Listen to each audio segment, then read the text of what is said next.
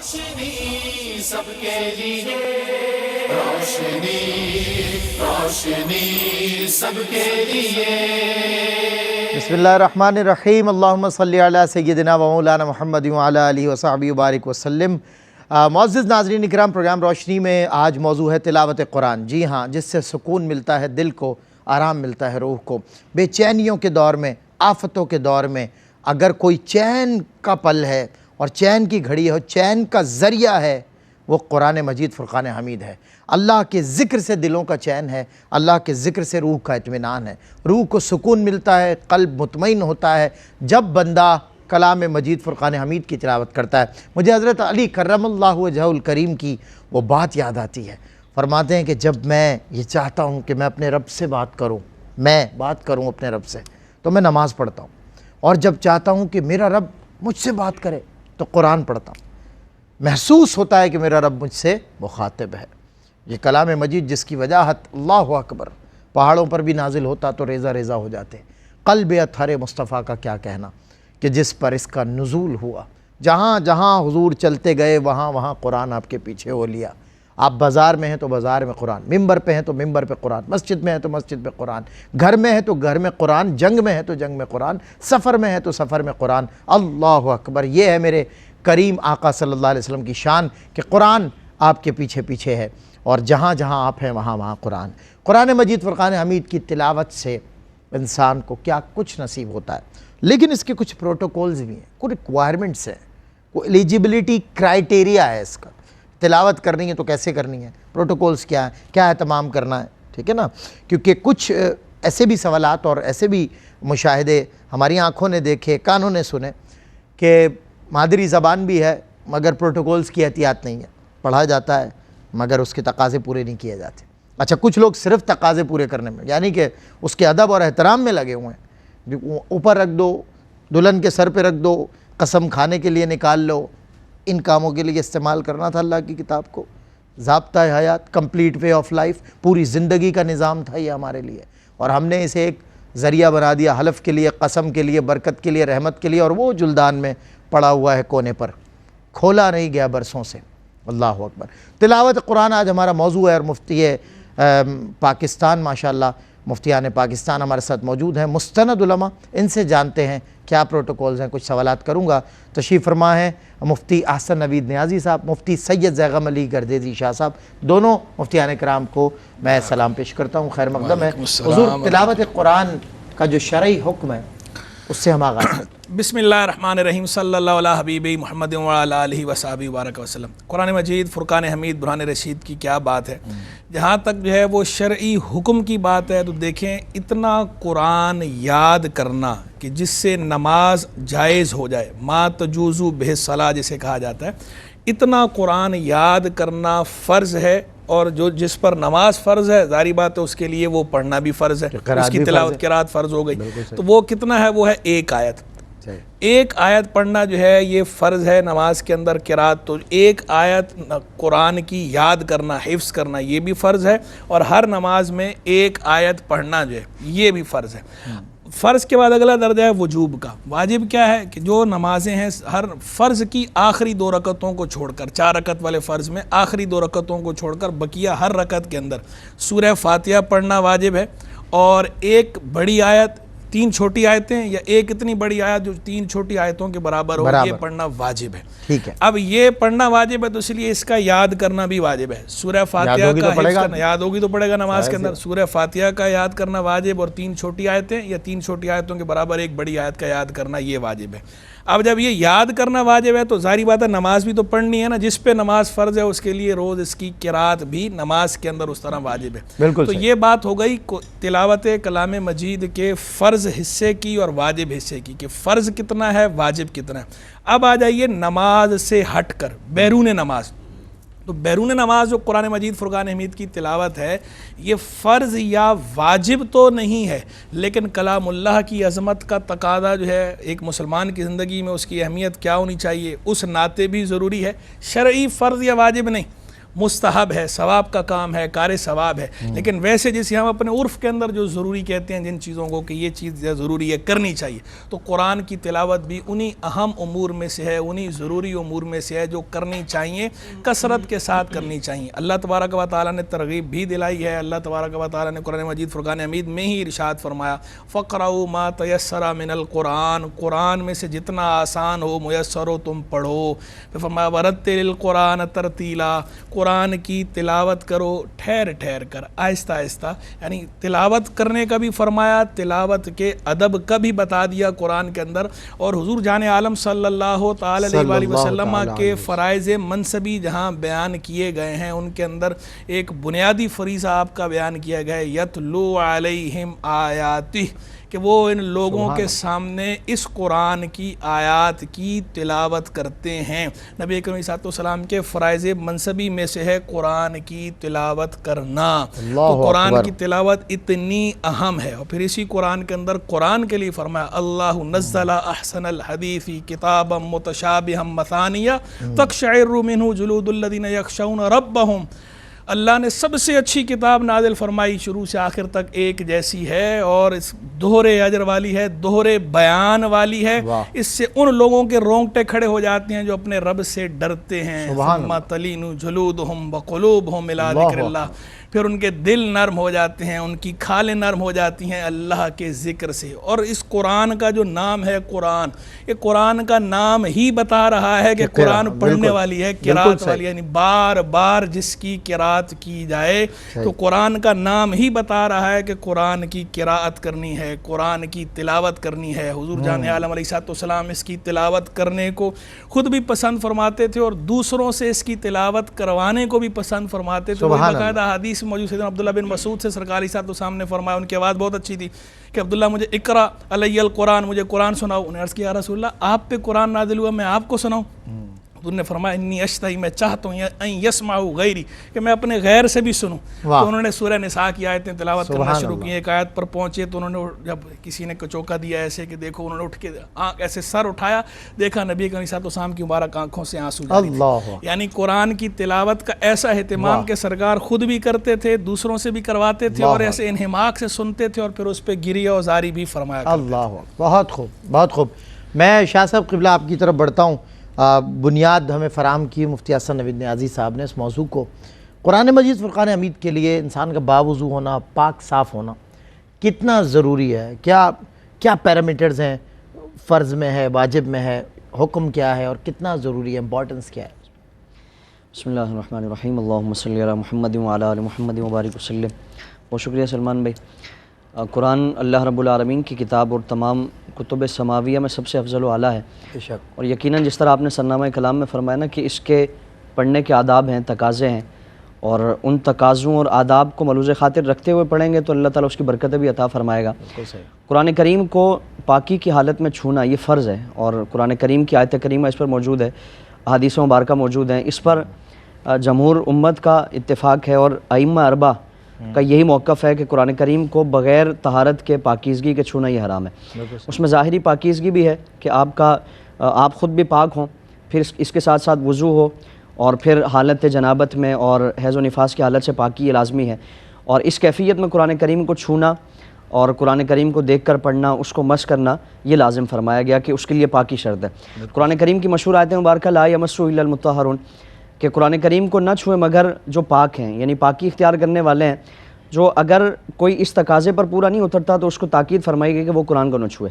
پھر اسی طرح آپ صلی اللہ تعالیٰ علیہ وآلہ وسلم کی حدیث مبارکہ، حضرت امام مالک نے اپنی موطا میں ایک حدیث مبارکہ نقل فرمائی کہ لا یمس القرآن الا طاہر، کہ قرآن کریم کو نہ چھوئے مگر پاک۔ یعنی اس میں حضور نے وضاحت کے ساتھ بیان فرما دیا کہ قرآن کو چھونا، ویسے تو کوئی بھی شخص جا کر قرآن کریم خرید کر، جس طرح آج یہ ایک بات کہی جاتی ہے کہ جی کوئی بھی شخص جا کر مارکیٹ سے، بازار سے قرآن جا کر لے لے، وہ مسلمان ہے غیر مسلم ہے وہ چھو لیتا ہے اس کو، لیکن جو اللہ رب العالمین کا حکم فرمایا گیا کہ جو اللہ پر ایمان لانے والا ہے، اللہ کو ماننے والا ہے، مسلمان کہلانے والا ہے، تو اس کے لیے لازم فرمایا گیا کہ وہ ان آداب کو ملوز خاطر رکھتے ہوئے قرآن کا اگر اکرام کرے گا، احترام کرے گا تو اللہ تعالیٰ اسے برکتیں بھی عطا فرمائے گا، اور اس کے لیے ان تقاضوں کو پورا کرنا لازم فرمایا گیا۔ اس لیے فرمایا کہ قرآن کو نہ چھوئے، تاکید فرمائی گئی کہ قرآن کو نہ چھوئے مگر طاہر۔ اسی طرح حضرت عمر بن حزم رضی اللہ تعالیٰ عنہ، آپ کے ذریعے امام الانبیاء صلی اللہ تعالیٰ علیہ وآلہ وسلم نے یمن کے رؤساء کو تاکید فرمائی، خط حضور نے روانہ فرمایا، اور حضور نے ان کے ذریعے پیغام بھیجا کہ قرآن کریم کو پاکی کی حالت میں ہی چھوا جائے۔ یہ تاکید فرمائی گئی کہ اس کا اہتمام کیا جائے، کہ قرآن کوئی ایسی کتاب نہیں ہے کہ اس کے لیے کوئی اہتمام نہ ہو، کوئی انتظام و انصرام نہ ہو، غفلت و لاپرواہی میں اور بالکل کیفیت کیسی بھی ہو جا کر اس کو چھو لیا پڑھ لیا۔ تاکید فرمائی جا رہی ہے، اور جتنے بھی افراد ان کے وہاں بسنے والے تھے، رؤساء تھے، فرمایا کہ قرآن کریم کو چھونے کے لیے لازم ہے کہ تم پہلے پاکی حاصل کرو، اور پھر قرآن کریم کا یہ اس طرح کا جو سلسلہ ہے کہ اس کو مس کرنا ہے یا دیکھ کر چھو کر اس کو پڑھنا ہے، اس کے لیے احترام کیا جائے۔ اگر زبانی کوئی شخص پڑھ رہا ہے اور اپنی یادداشت سے اگر کوئی شخص پڑھ رہا ہے تو اس کے لیے بہتر ہے کہ وہ باوضو ہو۔ اور اسی طرح آج کے جدید دور میں جس طرح قرآن کریم موبائل پہ پڑھا جاتا ہے، تو چونکہ اس کی کوئی ایسی شکل نہیں ہے جس کو ہم چھو رہے ہیں، اس کے ظاہری نقوش نہیں ہے، ظاہری اس کے حروف نہیں ہے جس پر ہم انگلی پھیر رہے ہیں یا اس کو مس کر رہے ہیں، تو اس کے لیے بہتر تو یہ ہے کہ وہاں بھی قرآن کریم کو باوضو حالت میں پڑھا جائے۔ لیکن اگر وہ انگلی اس پہ پھیر رہے تو یہ اس کی کیفیت ایسے جیسے کوئی شیشے پہ ہاتھ پھیر رہا ہے، اور اس کے لیے پھر یہ گنجائش ہے کہ اگر وضو کی حالت میں نہیں ہے تو بے وضو بھی اس کو پڑھا جا سکتا ہے، اس کو چھوا جا سکتا ہے۔ لیکن فزیکلی اس کی کوئی کیفیت ہے تو اس کے لیے لازم فرمایا گیا کہ وہ اس کیفیت میں ہونا چاہیے۔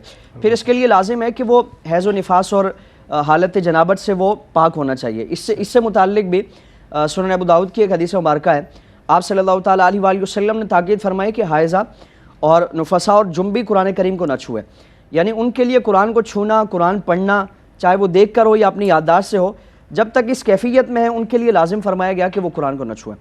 تو قرآن چاہے وہ کتابی شکل میں ہمارے پاس موجود ہے یا پھر کسی صفحے پہ اگر لکھا ہوا ہے، یعنی قرآن کا کوئی صفحہ ہمارے پاس موجود ہے یا کسی صفحے پہ قرآن کی آیت لکھی ہوئی ہے، تو اس کو بھی اس کیفیت میں چھونا منع ہے۔ آج جس طرح کوئی تعویذ پہنے جاتے ہیں یا نقش کی انگوٹھی پہنی جاتی ہے، حروف مقطعات کی انگوٹھیاں پہنتے ہیں لوگ، تو اس کے لیے بھی لازم ہے کہ وہ حروف مقطعات باقاعدہ قرآن کی آیات ہیں، قرآن کا حصہ ہے، تو اس کے لیے لازم ہے کہ اگر وہ باوضو نہیں ہے تو اس کو چھونا، اس کو پہننا یہ منع ہے، کیونکہ وہ باقاعدہ قرآن کا حصہ ہے، اور قرآن کی آیت اور احادیث مبارکہ صلی اللہ تعالیٰ علیہ وآلہ وسلم اس کے مطابق یہ تاکید فرمائی گئی کہ اس کیفیت میں قرآن کریم کو چھوا جائے۔ تو اس لیے قرآن جس طور پر بھی ہے، چاہے وہ ایک صفحہ ہے یا پورا مکمل، اور پھر اس میں قرآن کریم سے جو جزدان ملا ہوتا ہے، قرآن کا جو غلاف ہے، یعنی بالکل قرآن سے ہی اس کو جوڑ دیا گیا اور قرآن کے ساتھ ہی ہے، یا پھر پلاسٹک اس کی کوٹنگ کی جاتی ہے، تو اس میں بھی قرآن کریم کو چھونا ہی منع ہے۔ ہاں الگ سے کوئی یہ اضافی کپڑا ہے جس طرح غلاف میں اس کو لپیٹ دیا جاتا ہے، غلاف اتار کے پھر رکھ لیا جاتا ہے، تو اگر وہ ایسا غلاف ہے کہ اس کو اتار کے واپس رکھ لیا جاتا ہے تو اس کیفیت میں اگر کسی نے چھوا تو اس کے لیے جائز ہے۔ لیکن وہ کپڑا جو بالکل قرآن کے ساتھ اس کو سی لیا جاتا ہے، یا وہ پلاسٹک کوٹنگ ورا یا کوئی بھی اس طرح کی کیفیت ہو، تو اس کیفیت میں بھی قرآن کریم کو وضو کے علاوہ چھونا یہ حرام ہے، اور ان چیزوں کا خیال رکھا جائے گا تو اللہ تعالیٰ اس کی برکتیں بھی عطا فرمائے۔ ظاہر ہے جب آپ احتیاط کریں گے، پروٹوکول سے اس کو جو ہے اس کی تمام تر جو اس کی ریکوائرمنٹس ہیں ان کو پورا کریں گے تو ہی آپ کو برکت نصیب ہوگی، کیونکہ با ادب با نصیب، بے ادب بے نصیب۔ بریک کے بعد ہوتی ہے ملاقات۔ خوش آمدید ناظرین، خیر مقدم ہے آپ کا ایک مرتبہ پھر پروگرام روشنی میں تلاوت قرآن کے موضوع پہ بات کر رہے ہیں علماء کرام کے ساتھ۔ حضرت یہ قرآن مجید فرقان حمید کی تلاوت کی جو مقدار ہے اس کے حوالے سے بھی کوئی رہنمائی ملتی ہے، کوئی ٹینٹیٹیو کوئی؟ دیکھیں پہلی بات تو یہ ہے کہ قرآن مجید فرقان حمید تو خیر سبحان اللہ جتنا پڑھا جائے اتنا اچھا، کہتے ہیں نا جتنا گڑ ڈالیں اتنا میٹھا ہے، لیکن کوئی اس کی متعین مقدار ہے یا نہیں، شریعت نے کچھ لازم کیا ہے یا نہیں کہ اتنا پڑھنا ہی پڑھنا ہے ہر صورت میں؟ تو مقدار کے بارے میں پہلے بتا چکا کہ پڑھنا جو فرض ہے وہ وہی ہے جو نماز کے اندر پڑھنا فرض ہے۔ ویسے آپ نے بڑی پیاری مثال دی ہے، کیونکہ نماز فرض ہے، اس میں قرات فرض ہے، اس میں قرات فرض، پڑھنا تو ہے ہی، ایک آیت تو یاد کرنی، ایک آیت تو بہرحال یاد کرنی، اس کے بغیر نماز ہی نہیں ہوگی، اس کے بغیر نماز نہیں ہونی، اور وہ حرکت میں ایک آیت تو پڑھنی ہی ہے، بالکل صحیح، قرات جہاں جہاں فرض ہے۔ دوسرا جو ہے واجب کا میں نے درجہ بتایا تھا کہ سورہ فاتحہ واجب ہے، اور 3 چھوٹی آیتیں یا ایک بڑی آیت جو 3 چھوٹی آیتوں کے برابر ہو، اس کا پڑھنا واجب ہے۔ تو یہ بھی یہ مقدار ہے واجب کی، لیکن یہ یعنی نماز کے کہ اندر سورہ فاتحہ کے بعد اگر سورج چھوڑی تو وجوب ساکت ہو جائے گا. سورج بالکل واجب نہیں وہ بھی ادا ہوا، واجب ہے، بالکل وہ بھی واجب. سورہ فاتحہ بھی واجب ہے، اور اس کے بعد جو ہے وہ 3 چھوٹی آیتیں یا ایک بڑی آیت جو 3 چھوٹی آیتیں برابر پڑھنا واجب ہے. اگر اسے چھوڑا تو جو ہے واجب جو ہے وہ ترک ہوا. یہ وہ فرض کی آخری 2 رکعتوں کو چھوڑ کر بات ہو رہی ہے، بقیہ رکعتوں کے اندر جہاں جہاں قرات فرض ہے وہاں کی بات ہو رہی ہے. تو یہ تو بات ہو گئی نماز کے اندر کی مقدار کی، کہ نماز کے اندر تو یہ مقدار متعین ہے، طے ہے، فرض کی بھی واجب کی، اس سے اوپر آپ جتنا گڑ ڈالیں اتنا میٹھا. بالکل صحیح. اب آ جائیں نماز سے ہٹ کر بیرون نماز. تو بیرون نماز یہ بھی شریعت کی ہم پر رحمت ہے، اللہ کی، اللہ کے رسول کی، اور ہم پہ شفقت فرمائی گئی ہے کہ ترغیب تو بہت دلائی گئی ہے، قرآن کو پڑھنا ہے، پڑھنا ہے، پڑھنا ہے، تلاوت کی ترغیب بھی ہے، تفکر اور تدبر کی ترغیب بھی ہے، لیکن کوئی مقدار متعین نہیں فرمائی گئی. شفقت فرمائی گئی کہ اپنے ذوق اور اپنی سہولت کے اعتبار سے آدمی قرآن کی تلاوت کرے، لیکن کرے ضرور. اور کیا ہی اچھا ذوق ہے کہ کرتا رہے، اور کرتا رہے، کیا ہی بات ہے. اور اس میں بہت زیادہ تعلیم فرمائی گئی. اچھا، اس کے اندر ایک پہلو اور ہے کہ بعض حضرات جو ہیں، بعض بزرگان دین رحمہم اللہ، ان سے قرآن کثرت سے پڑھنا ثابت ہے، اور جب کبھی کوئی ایسی بات کی جاتی ہے تو بہت سے لوگ معترض ہو جاتے ہیں کہ جناب یہ کیا بات ہوئی، اللہ کے نبی نے تو اس سے منع کیا ہے. تو پہلے تو یہ بات سمجھنے کی ضرورت ہے. لیکن جو احادیث ہوتی ہیں نا، ہمیشہ یہ اصول ہے حدیثوں کا کہ ایک حدیث دیکھ کر جنرل ایک فیصلہ صادر نہیں کیا جاتا، بلکہ دیگر احادیث کو بھی جمع کیا جاتا ہے، اس کو ہر پہلو کے اعتبار سے دیکھا جاتا ہے، کیونکہ بعض اوقات آپس میں وہ انٹر لنک ہوتی ہیں. تو ایک جگہ اس کا اجمال ہوتا ہے، ایک جگہ اختصار سے بات کی گئی ہوتی ہے، دوسری جگہ اس کی تفصیل موجود ہوتی ہے. ایک جگہ کسی خاص تناظر میں بات کی گئی ہوتی ہے، ایک خاص پرسپیکٹو ہوتا ہے، دوسری جگہ ایک اور تناظر میں بات کی گئی ہوتی ہے، اور احادیث متعدد ہوتی ہیں ایک ہی چیز کے بارے میں. تو جب تک ان کو جمع کر کے نہ دیکھا جائے اس وقت تک درست نتیجے تک پہنچنا ممکن نہیں ہوتا. بالکل. تو اسی لیے ہم یہ کہتے ہیں کہ یہ تو اچھی بات ہے کہ آپ کو شوق ہے، کہ آپ حدیث جاننے کا شوق رکھتے ہیں، یا آپ حدیث جاننا چاہتے ہیں، یا آپ حدیث پڑھتے ہیں، بہت اچھی بات ہے. لیکن آپ صرف کوئی ایک حدیث پڑھ کر جھٹ سے یہ فیصلہ کر دینا کہ جناب حدیث میں تو یہ ہے، لہذا یہ بات چاہے وہ کتنا ہی بڑا مجتہد ہو، امام ہو، فقیہ ہو، محدث ہو، مفسر ہو، وہ کہہ رہا ہو، آپ کہیں نہیں نہیں یہ بات جو ہے وہ حدیث کے خلاف کہہ رہا ہے. بھائی وہ مجتہد ہے، اس کا مجتہد ہونا اس بات کی دلیل ہے کہ جس حدیث کو آپ نے آج پڑھا ہے یا دیکھا ہے، وہ صدیوں پہلے اس نے یہ ایک حدیث نہیں اور بھی حدیثیں ساری پڑھ کے اس نے کنکلوژن نکالا ہے اس کا. تو لہذا اس طرح کسی پہ معترض نہیں ہونا چاہیے، اور سمجھ میں نہ آئے تو سمجھنا چاہیے. اب یہاں پر ایسا ہے کہ حدیث کے اندر بعض حدیث میں الگ الگ مدت آئی ہے تکمیل قرآن کی. کہیں پہ مدت بیان ہوئی ہے 40 دن کی، کہیں پہ مدت بیان ہوئی ہے 30 دن کی، کہیں پہ 25 دن کی، کہیں پہ 20 دن کی، کہیں پہ 15 دن کی، کہیں پہ 10 دن کی، کہیں پہ 7 دن کی، کہیں پہ 3 دن کی. اب جب آپ نے کوئی ایک روایت پڑھی ہے، آپ تو اس کے مطابق جو ہے وہ فیصلہ صادر کرتے ہیں. آپ کہتے ہیں جناب 7 دن سے کم میں قرآن پڑھنا جو ہے اس کو منع کیا ہے، یا 3 دن سے کم میں قرآن پڑھنا منع کیا ہے. دوسری جگہ وہ روایت بھی موجود ہے، پھر آپ یہ بھی تو دیکھیں، تو اس کو دیکھ کر کہیں گے 40 سے کم میں پڑھنا بھی منع ہونا چاہیے. تو ان سب کو ملا کر نتیجہ کیا ہے، کنکلوژن کیا ہے جو خود مجتہدین نے نکالا؟ کنکلوژن یہ نکالا انہوں نے کہ حضور جان عالم صلی اللہ تعالی علیہ وآلہ وسلم نے مختلف لوگوں کے احوال اور طبیعتوں کے تفاوت کو ملحوظ رکھتے ہوئے انہیں الگ الگ بات ارشاد فرمائی ہے. کسی ہر ایک کی استعداد صلاحیت الگ الگ ہے.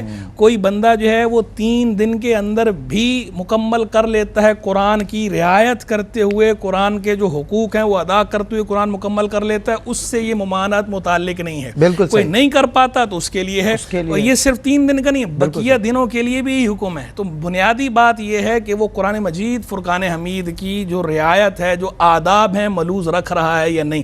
یعنی ایسا تو نہیں ہے کہ جلدی جلدی پڑھنے کے چکر میں وہ ایسا پڑھ رہا ہے کہ جو ضروری تجوید ہے، جو ضروری مقام ہے وہاں غلطیاں کر رہا ہے، تلفظ کی غلطی کر رہا ہے، ضروری تجوید کی غلطی کر رہا ہے، یا قرآن میں سرے سے ہی اس کا معنی مفہوم سمجھنے کی کوشش ہی نہیں کر رہا، بس پڑھے ہی چلے جا رہا ہے. تو یہ ہے عام لوگوں کی بات. جو بزرگان دین ہوتے ہیں، جو عربی زبان جانتے ہیں، جو جن کے اندر یہ صلاحیت ہوتی ہے، وہ تو جب پڑھتے ہیں تو پڑھنے کے ساتھ اس کے معانی اور مفاہیم میں غور غور بھی کر رہے ہوتے گریہ بھی کرتے ہیں، گریہ بھی کرتے موقع محل ہوتا ہے، خوشی کا موقع ہے تو یہی وجہ ہے کہ خود صحابہ کرام علیہم الرضوان تک سے یہ منقول ہے، سیدنا عثمان غنی سے، سیدنا تمیم داری سے، سیدنا معاذ بن جبل سے، ایک ایک رکعت میں بھی پورا قرآن پڑھنا ان لوگوں سے ثابت ہے اور صحیح سندوں سے ثابت ہے اور تابعین سے بھی ثابت ہے۔ تو اب آپ بتائیے کہ جن صحابہ کرام نے سیدنا رسول اللہ علیہ السلام سے براہ راست یہ ارشاد سنے ہیں، ان سے صحیح سندوں سے بات مل رہی ہے کہ وہ اس طرح کر رہے ہیں، تو کیا وہ سیدنا رسول اللہ کے فرمان پر عمل نہیں کر رہے تھے؟ ہم سے زیادہ آپ سے زیادہ انہیں معلوم تھا سیدنا رسول اللہ علیہ السلام کے اس فرمان کا۔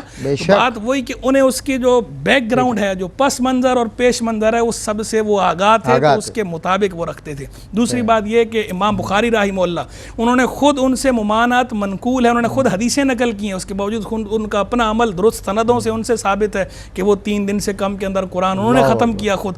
تو یہ بزرگان دین کا عمل، صحابہ کا عمل، تابعین کا عمل، اجلہ فقہا اور محدثین کا عمل یہ ہمیں بتاتا ہے کہ یہ جو سرکار علیہ السلام کا فرمان ہے، اس کی ایک خاص ڈائمنشن ہے، خاص جہت ہے، یعنی جب قرآن کے حقوق پامال کر کے کوئی تلاوت کر رہا ہو تو اس کی عنوانات اگر حقوق ملحوظ رکھتے ہوئے، آداب ملحوظ رکھتے ہوئے، معانی مفاہیم میں تدبر کرتے ہوئے پڑھ رہا ہے تو اس کو اس کی اجازت بھی ہے۔ اور دوسرا یہ ہے کہ نہیں ارشادی ہے، یعنی یہ نہیں وجوبی تحریمی نہیں ہے، حرمت کے لیے نہیں ہے، بلکہ یہ شفقت کے لیے کہ کوئی جلدی پڑھنے کے چکر میں جو ہے وہ زیادہ اپنے اوپر ملال نہ طاری کر لے، تو اس لیے کہ آرام آرام سے حسب ذوق حسب سہولت پڑھ لے۔ ماشاءاللہ ماشاءاللہ۔ حضرت میں تلاوت کلام مجید فرقان حمید کے لیے منہ کا پاک ہونا، اچھا کچھ لوگوں میں نے دیکھا ہے کہ وہ معترضین ہوتے ہیں نا، معترض کو تو یہ ہوتا ہے نہ خود پڑھنا نہ پڑھنے دینا، وہ فلاں صاحب ہیں الٹی سیدھی باتیں بھی کرتے ہیں، گالیاں بھی دیتے ہیں اور تلاوت بھی کر رہے ہوتے ہیں، ایسا میں نے خود سنا ہے۔ میں ایسے بھی ایک بابا کو جانتا ہوں کہ وہ دن بھر ان کا مذاق جاری ہے، دن بھر ان کی زبان سے گالیاں سنتے رہیں آپ، قرآن جب سنیں گے تو بہت روتے ہیں، لیکن میں نے کبھی ان پہ اعتراض نہیں کیا، وجہ کہ وہ جو حسن عمل ہے، کیا پتہ اللہ پاک اس کے سبب ان کو بخش دے، ان پہ رحمت ہو جائے۔ ایک آدمی پڑھ تو رہا ہے، اس سے تو بہتر ہے جو محض گالیاں دے رہا ہے۔ اس حوالے سے ارشاد فرمائیے گا کہ منہ کا پاک ہونا اور پاکی سے مراد یہ سلینگز کیا اس کو منہ کو ناپاک کرتی ہیں؟ منہ کی پاکی کیا ہے یہ بھی وضاحت ہو جائے، قرآن کے لیے منہ کا پاک ہونا کتنا ضروری ہے؟ سلمان بھائی، اسلام دین طہارت ہے اور آپ صلی اللہ تعالیٰ علیہ وسلم نے جو صفائی کی تاکید فرمائی، حضور نے فرمایا کہ الطہور شطر الایمان، اور بے شمار مقامات پر حضور نے اس کی تاکید فرمائی ہے، ترغیب دی ہے، اور جو طہارت کے ساتھ عبادات، طہارت کی جو جتنا اہتمام کیا جائے گا اس کے ساتھ اگر عبادات کی جاتی ہیں تو عام عبادات کے مقابلے میں اللہ تعالیٰ کی بارگاہ میں وہ زیادہ مقبول کی جاتی ہیں۔ صحیح۔ جس طرح حضور نے نماز سے متعلق فرمایا کہ وہ مسواک کے ساتھ نماز پڑھنا اور اس کے علاوہ نماز پڑھنے سے کئی گنا بہتر، اور اس کی فضیلت حضور نے بیان فرمائے۔ تو اس لیے صفائی، طہارت، یہ ہر لحاظ سے آپ صلی اللہ تعالیٰ علیہ وآلہ وسلم نے اس کی ترغیب عطا فرمائی۔ تو قرآن کریم یا اللہ کا ذکر جب بھی کیا جاتا ہے تو اس سے متعلق ہم آپ صلی اللہ تعالیٰ علیہ وآلہ وسلم کا عمل بھی اگر دیکھیں، حضور نماز کے لیے جب بھی اہتمام فرماتے ہیں تو صحابہ کو تاکید کی جاتی ہے کہ کوئی ایسی چیز استعمال نہیں کرنی ہے جو منہ میں اسمیل پیدا کرے اور اس کی وجہ سے منہ میں بو آئے، بلکہ تاکید فرمائی جاتی ہے کہ جب تک یہ کیفیت ہے تو مسجد میں نہیں آنا۔ صحیح۔ اس کیفیت سے جب تک چھٹکارا اختیار نہ کیا جائے تو تب تک وہ مسجد میں نہ آئے، تاکہ ایک تو لوگوں کو اس سے تکلیف نہ ہو، صحیح، اور دوسری اس کی کیفیت، اس کی وجہ بیان فرمائی کہ وہ فرشتوں کو اس کی وجہ سے تکلیف ہوتی ہے۔ یعنی اس سے یہ بھی ثابت ہوا کہ جب انسان اللہ کا ذکر کرتا ہے، قرآن پاک کی تلاوت کرتا ہے تو فرشتے اس کے قریب آ جاتے ہیں، اور ایک حدیث میں فرمایا کہ وہ بالکل اس کے منہ کے قریب آ جاتے ہیں، یعنی وہ جو اس کے منہ سے اس طرح کی ناگوار بو ہے وہ نکلنے والی ہے تو فرشتے اس سے ناگواری محسوس کرتے ہیں، ان کو تکلیف ہوتی ہے، کراہیت ہوتی ہے۔ تو فرمایا کہ اس کیفیت میں تم نماز کے قریب نہ ہو۔ تو نماز بھی اللہ کا ذکر ہے، اس میں بھی قرآن کریم تسبیح و تحلیل ہے، اور اللہ رب العالمین کا قرآن، اللہ کا کلام، یہ بھی اللہ کا ذکر ہے، بے شک، اور یہ بھی باعث ثواب ہے، اور یہ بھی جب انسان تلاوت کرتا ہے تو یقیناً اللہ رب العالمین کے فرشتے اس کے قریب ہو جاتے ہیں۔ ایسا ہی۔ اور حضرت مولا مرتضیٰ مشکل کشا آپ کا فرمان ہے سنن ابن ماجہ میں، آپ نے فرمایا کہ تمہارا منہ وہ قرآن کا راستہ ہے، یعنی اس کے ذریعے تم قرآن ادا کرتے ہو، قرآن کو پڑھتے ہو، اور قرآن اس کے ذریعے جاری ہوتا ہے۔ تو فرمایا کہ تم مسواک کے ذریعے اپنے منہ کو پاک کر لو، یعنی اس سے ہم دیکھیں نا کہ ہم اپنی زبان پر وہ کلام لا رہے ہیں کہ جو پوری کائنات میں سب سے بہترین کلام ہے، رب کا کلام ہے، اور جو اللہ رب العالمین کی رضا اور خوشنودی کا باعث ہے، اللہ کے قریب کرنے والا ہے، اللہ کی رحمتوں کو متوجہ کرنے والا ہے۔ اور ہماری ادھر کیفیت یہ ہے منہ میں گٹکا بھرا ہوا ہے, منہ میں پان ہے یا دیگر اس طرح کے, اور سگریٹ کا وہ جو ایک بو ہے اس کے, یعنی کہ اتنی ناگواری کی کیفیت ہے کہ آس پاس کوئی ایسا کوئی شخص جو صفائی پسند ہو وہ بیٹھ نہیں سکتا. صحیح بات. اور یہ ہم دیکھیں, المیہ یہ ہے کہ ہمارے جو واعظین کئی ایسے نظر آتے ہیں یا کئی ایسے افراد جو فن نعت سے ان کا تعلق ہے, وہ اس کیفیت میں اللہ کا ذکر ہو رہا ہے اور اس زبان سے, اس منہ سے اللہ رب العالمین کی طرف لوگوں کو بلایا جا رہا ہے. جب کیفیت یہ ہو کہ آپ کے منہ میں ہی ناگواری کی اور انتہا درجے کی ناپسندیدگی کی کیفیت ہے, منہ ہی آپ سے بیزار ظاہر ہے وہ دیکھیں لوگ آپ کے قریب کے آئیں گے. اور ایسے افراد کو تو دیکھا جاتا ہے نا کہ جب آج تو جدید دور ہے, ہر چیز وہ کیمرے کی زد میں آ جاتی ہے, تو وہ عجیب و غریب اور بالکل انتہا درجے کا ناپسندیدہ وہ ایک کیفیت اور وہ لہجہ اور انداز ہوتا ہے. وہ بھی کہہ رہا ہے میں کس بدن سے جڑ گیا, اور ظاہر ہے وہ ایسی چیزیں بکثرت استعمال کرنے کی وجہ سے وہ حلیہ جو اور وہ جو شکل و صورت ہے وہ بالکل بگڑ جاتی ہے. تو اب ایسے منہ سے اگر اللہ رب العالمین کا ذکر کیا جائے گا تو یقیناً وہ ایک رسمی کارروائی تو ہو رہی ہے. صحیح بات. اللہ کی رحمتوں کو متوجہ کرنے کا جو باعث ہے وہ یقیناً اس سے ہم محروم ہوں گے. تو اس لیے جب یہ ذکر ہم کریں گے ہماری شخصیت میں نکھار آئے گا, یقیناً ہمارے اخلاق, ہمارا چلنا پھرنا, بولنا اٹھنا, ہمارا اہتمام, یقیناً لوگ ہم سے متاثر ہوں گے, ہمارے ذریعے اس کلام تک پہنچیں گے. اور پھر ہم دیکھیں نا کہ اگر اور ہمارا اپنا اللہ کا قرآن ہے, اللہ کا ذکر ہے, رسول اللہ صلی اللہ تعالیٰ علیہ وآلہ وسلم کے فرامین یا حضور کی نعت و صفات ہے, تو اگر اللہ اس کے رسول صلی اللہ تعالیٰ علیہ وآلہ وسلم کے احکامات ہی اس وجود پر ہم نے لاگو نہیں کیے ہوئے, صحیح بات, اور اس کے مطابق ہم نے اپنے آپ کو نہیں ڈھالا ہوا, تو پھر وہ ایک رسمی کارروائی کے طور پر کسی محفل میں ہمیں موقع مل گیا پڑھنے کا, یا کہیں ہمیں اس طرح کا کوئی سلسلہ ہو جاتا ہے, تو وہ تو ایک رسم ادا ہو گئی ہے. ہم نے اس کے تقاضے پورے نہیں کیے, اس کے آداب کو مروز خاطر نہیں رکھا. دیکھیں لہسن کھانا یہ کوئی ناجائز و حرام نہیں ہے, بالکل صحیح, یہ عام حالات میں مکروہ بھی نہیں ہے, لیکن جب عبادت سے اس کا تعلق ہو گیا تو وہ ایک وجہ کیا بنے گی کہ وہ ناگواری آ جائے گی, فرشتوں کے لیے بھی اور انسانوں کے لیے بھی. اور ایک وہ چیز ہے جو آپ کی صحت کے لیے بھی نقصان دہ, وہ سگریٹ کی ڈبیا پہ لکھا ہوا بھی ہے کہ وہ کینسر کا باعث ہے, اور گٹکا, پان, ماوا, چھالیا وغیرہ اس طرح کی دیگر جو ایسی چیزیں ہیں ان کے بارے میں تو یہ یعنی حتمی یقینی بات ہے کہ وہ جسم کے لیے نقصان دہ, صحت کے لیے نقصان دہ, انسان اپنی جان کے ساتھ ظلم کر رہا ہے. تو وہ اگر ایسی کیفیت ہے اور ایسی چیزیں استعمال کی جا رہی ہیں تو یقیناً وہ تو شرعاً بھی ناپسندیدہ ہے, بالکل عام حالات میں بھی ناپسندیدہ ہے. تو اس لیے ہم اپنے آپ کو اس قابل کریں, ہم اپنی زبان, اپنے منہ کو اس قابل کریں کہ اللہ رب العالمین کا ذکر کرنے کے ہم قابل ہو جائیں, اور پھر اس کے بعد اگر ان آداب و تقاضوں کو ملوز خاطر رکھیں گے تو اللہ رب العالمین کی طرف سے رحمت ہے. بہت خوب, ماشاءاللہ. ناظرین ایک بریک کے بعد ہوتی ہے آپ سے ملاقات, موضوع ہے تلاوت قرآن. جی ویلکم بیک ناظرین, خیر مقدم ہے آپ کا. تلاوت قرآن ہمارا موضوع ہے. مفتی احسن نوید نیازی صاحب اور مفتی سید زیغم علی گردیزی شاہ صاحب ہمارے مہمان ہیں. بہت خوبصورت اور مدلل کلام فرماتے ہیں ہمیشہ کی طرح, اور آج بھی بہت خوبصورت کلام فرمایا. مجھے بذات خود بہت سیکھنے کو ملتا ہے حضرات سے, اور آج بھی الحمدللہ بہت کچھ سیکھا. مفتی صاحب, مقابلے حسن قرات آپ ہوتے ہیں, رمضان المبارک کی زینت ہوتے ہیں, اور یہ مقابلے ہم نصابی سرگرمیوں کی طرح انہیں الحمدللہ اپنے معاملات میں شامل کرتے ہیں. تو یہ بتائیے مقابلہ حسن قرات جو ہے اس کی شرعی حیثیت پہ اگر میں بات کروں, کوئی نکلتی ہے اس کی کوئی شرعی حیثیت؟ دیکھیں, ایک ہے قرآن مجید فرقان حمید کی تجوید کا ذوق شوق لوگوں میں پیدا کرنا, قرآن کی قرات کا ترتیل کے ساتھ قرآن پڑھنے کا جذبہ پیدا ہو لوگوں میں, یہ بیدار کرنے کے لیے اگر اس طرح کے مقابلے یا مسابقے کمپٹیشن منعقد کیے جاتے ہیں, محافل حسن قرات ہمارے یہاں عام رائج ہیں, جی تو فی نفس ہی تو یہ جائز ہے کہ قرآن کی تجوید کا ذوق پیدا ہو لوگوں میں, لوگ سیکھیں, قرآن کی تلاوت کا شوق پیدا ہو, یہ جذبہ پیدا ہو, بہت اچھی بات ہے. اس کے لیے اگر آپ کوئی محفل کا انعقاد کرتے ہیں وہ بھی فی نفس ہی جائز ہے. اس کے اندر اگر اچھے انداز میں قرآن پڑھا جاتا ہے یہ بھی فی نفس ہی جائز ہے. لیکن ہر چیز کی کچھ حدود و قیود ہوتی ہیں, کچھ باؤنڈریز ہوتی ہیں, لیمیٹیشنز ہوتی ہیں, تحدیدات ہوتی ہیں. ان تحدیدات کو, ان حدود و قیود کو ملوز رکھا جائے تو بالکل ٹھیک ہے, ہم اس کے حامی ہیں. لیکن اگر کوئی ان حدود و قیود کو ملوز نہیں رکھتا تو پھر اس کا طرز عمل قابل مذمت ہے, حدود و قیود کو ملوز نہ رکھنے کا. نفس قرات عرض کرتا ہوں, نفس قرات تو بالکل ٹھیک ہے, نفس محفل بھی جائز ہے, لیکن حدود و قیود یعنی ایک تو یہ کہ جن قرائے کرام کو آپ بلا رہے ہوں وہ واقعی قرائے کرام ہوں, صحیح, یعنی معزز قاری ہوں, یعنی بے شرع نہ ہوں. جن قاریوں کو بلایا جا رہا ہے, جن سے آپ حسن قرات کی محفل کا انعقاد کر رہے ہیں اور لوگوں کو ان سے ترغیب لینے کا آپ کہہ رہے ہیں کہ لوگ ان سے انسپائر ہوں, تو دیکھیں یہ قرآن ہے, یہ کلام اللہ کا معاملہ ہے، کوئی کسی اور چیز کا مقابلہ نہیں بہت ہے. احتیاط. یہ قرآن کی کلام اللہ کی بات ہے، تو آپ جو ہے وہ آئیکن بنا کر پیش کر رہے ہیں کس کو، آپ یہ دیکھ لیں وہ بندہ ایسا ہو کہ جو خود باشرہ ہو. ٹھیک ہے، ہم باطن میں تو کسی کے نہیں جاتے، کسی کے دل کا تو حال ہم نہیں جانتے جھانک کے، لیکن کم از کم جو اس کی ظاہری وضاقتہ ہے، جو ظاہری حیت ہے، وہ تو شریعت مطالعہ کے مطابق ہو. اس کا لحاظ رکھنا ضروری ہے. ایسا نہ ہو کہ آپ بے شرع قاریوں کو بلائیں اور وہ پھر ان کے معاملات الگ.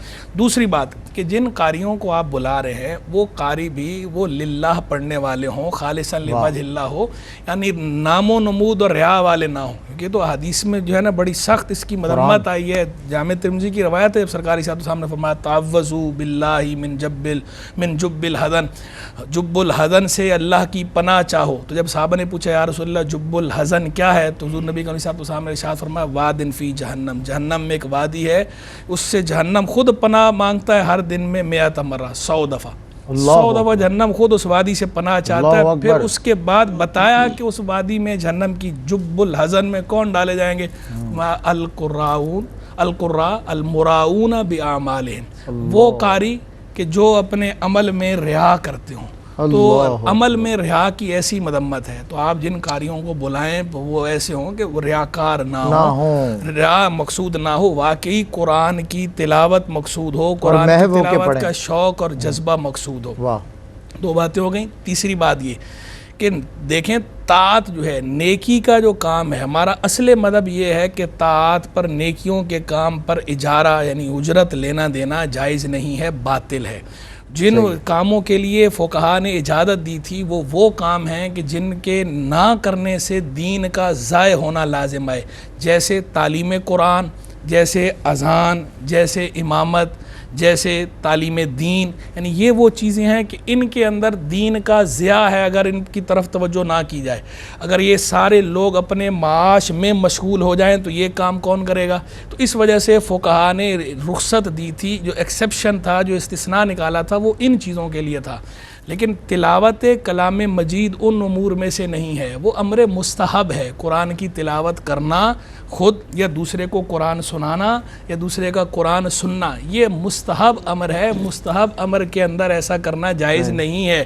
تو کوئی اگر قرآن کی قرات کی اجرت لے، صرف قرات کرنے کی اجرت کے طور پر کچھ طے کر رہا ہے، یہ جائز نہیں. ہاں وہ وقت کا اجارہ کر سکتا ہے، آنے جانے کا جو ہے وہ خرچہ لے سکتا ہے، اگر وہ اس جائز طریقے کو استعمال کر رہا ہے تو ٹھیک ہے. نہیں تو خود نیکی کا کام اور نیکی کے کام کے اندر آپ ناجائز طریقہ استعمال کر رہے ہو، یہ درست ہے. پھر جو پڑھنے کا طریقہ، جو قاری حضرات کے پڑھنے کا طریقہ، اس پڑھنے کے طریقے کے اندر بھی یہ بات ملحوظ رکھی جائے. یہ تو ٹھیک ہے کہ اچھی انداز میں پڑھنا چاہیے، لیس منا من لم یتغنى بالقرآن، جو قرآن کو خوش الہانی سے نہ پڑھے وہ ہم میں سے نہیں. یا فرمایا زین القرآن باصواتکم، اپنی آوازوں سے قرآن کو مزین کرو. لیکن ایسا انداز اختیار کرنا کہ جس میں تجوید کے ضروری قواعد کی رعایت نہ ہو، یا جو بالکل موسیقی کی طرز پر ہو جائے، یا جس سے قرآن کی بے حرمتی کا پہلو نکلے، یا جس سے معنی اور مفہوم میں تغیر آ جائے، معنی مفہوم فاسد ہو جائیں، وہ انداز اختیار کرنا جائز نہیں ہے. تو یہ ملحوظ رکھنا بھی ضروری ہے کہ وہ قراء اس احتیاط کو ملحوظ رکھتے ہوں. پھر جو مقابلہ کروانے والے ان کی اپنی نیت بھی خالص ہو، اللہ کے لیے کر رہے ہوں اور اس کے اندر کوئی ناجائز اور امر نہ ہو. تو اگر ان حدود و قیود کو ملحوظ رکھا جاتا ہے اور اس کے علاوہ اور بھی جو کچھ حدود ہیں شرعی ان کو ملحوظ رکھا جائے تو پھر تو بالکل ٹھیک ہے، اس میں کوئی حرج نہیں.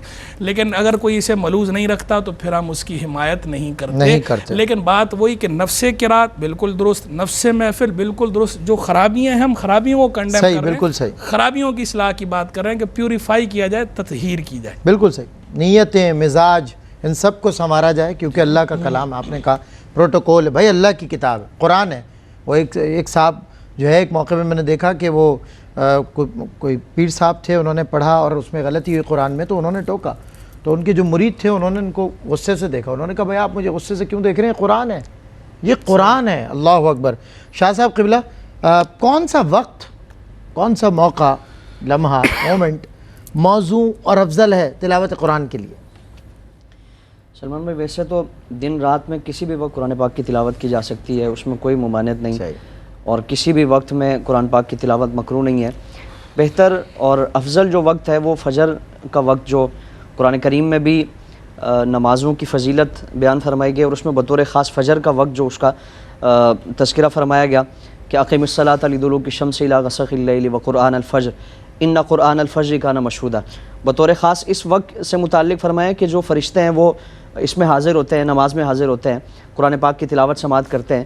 تو یہ وقت ایسا ہے کہ وہ رات کے فرشتے اپنی ڈیوٹی پوری کر کے ان کے جانے کا وقت ہوتا ہے، دن کے فرشتوں کے آنے کا وقت ہوتا ہے، دونوں فرشتوں کا اجتماع اس وقت میں ہوتا ہے. تو اس وقت میں اگر قرآن پاک کی تلاوت کی جائے گی تو یقیناً اللہ تعالیٰ اس کی برکتیں عطا فرماتا ہے. اور پھر دن کا آغاز اگر اس کیفیت میں ہوگا، آج بدقسمتی سے ہم اپنے اگر والدین سے پوچھیں تو ان کا بچپن اور ان کے گھروں میں جو تربیت اور معمولات کا جو سلسلہ تھا وہ یہی تھا کہ دن کا آغاز قرآن پاک کی تلاوت سے کیا جاتا تھا، بچوں کو اس کیفیت میں گھر سے اسکولنگ کے لیے رخصت کیا جاتا تھا. آج تو عجیب عجیب کیفیات نظر آتی ہیں کہ گھر میں بھی وہی ٹی وی کی آواز ہے، وین میں بیٹھے وہاں بھی یہ سلسلہ ہے. تو بچوں کو اس کیفیت میں ہی ہم رخصت کر رہے ہوتے ہیں، کوئی قرآن پاک کی تلاوت کا ایک ماحول نظر نہیں آتا. تو اگر دن کا آغاز اس کیفیت میں کیا جائے گا اللہ کے کلام سے تو اللہ تعالیٰ اس کی برکتیں گھر پر بھی عطا فرمائے گا، گھر والوں پر بھی اللہ تعالیٰ عطا فرمائے گا. بہتر وقت یہ ہے. اور اس کے علاوہ کبھی بھی قرآن پاک کی تلاوت کریں، وہ باعث سعادت ہے، باعث سعادت ہے، باعث شرف ہے. اور اوقات مکروہہ میں قرآن پاک کی تلاوت کی جا سکتی ہے. بہتر یہ ہے کہ اس وقت میں اوراد و وظائف، تسبیح و تحلیل پڑھی جائے. لیکن اگر اس وقت میں بھی کوئی قرآن پاک کی تلاوت کر رہا ہے تو اس میں کوئی حرج نہیں ہے، کوئی ممانعت نہیں ہے. باقی جو ایسے مواقع آتے ہیں جس طرح کوئی پریشانی کا معاملہ ہے، خدا نخواستہ کسی کے یہاں فوتگی ہے، انتقال کی کیفیت ہے، یا کوئی بیماری یا کوئی بھی پریشانی ہے، کوئی بھی اگر پریشانی ہے، قرآن کریم سے اپنا تعلق جوڑیں گے تو اللہ تعالیٰ، قرآن صرف ہدایت کے لیے نہیں ہے، بالکل صرف یعنی اس کی رہنمائی وہاں موجود نہیں ہے، بلکہ اس کی برکتیں اللہ تعالیٰ عطا فرماتا ہے. تو جس مقصد کے ساتھ اس کو پڑھیں گے اور جس وقت پڑھیں گے اللہ تعالیٰ وہ اس کی برکتیں عطا فرماتا ہے. آج جس طرح آپ نے کلام فرمایا نا کہ وہ بچی کے سر پہ اس کو سایہ دینے کے لیے اور اس کو رخصت کرنے کے لیے اور مخصوص مواقع کے لیے اس کو رکھ دیا جاتا ہے.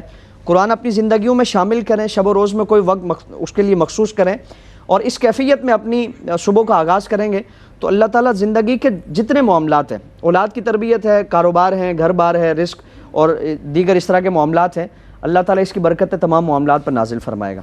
تو ضرور اہتمام کیا جائے، اللہ تعالیٰ اس کی برکتیں عطا فرمائے. کیا بات ہے شاہ صاحب، بہت شکریہ. مفتی صاحب آپ کا بہت شکریہ. خوبصورت آپ حضرات نے کلام کیا.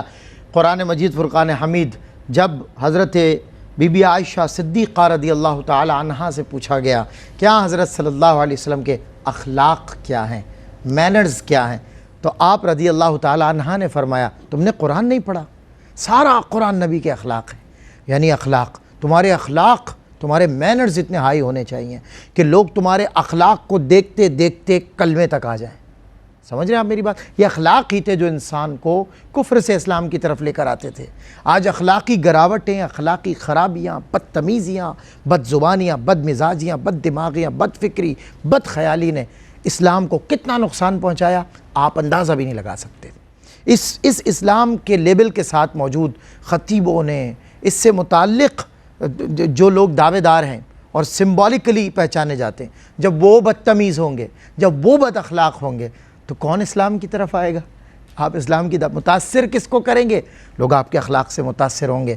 آپ کے اخلاق کو دیکھتے دیکھتے لوگ کلمے تک، تو کلمہ پڑھتے پڑھتے پڑھتے اخلاق تک پہنچ جا، لوگ تیرے اخلاق کو دیکھتے دیکھتے دیکھتے کلمہ پڑھ لیں گے. السلام علیکم ورحمۃ اللہ وبرکاتہ.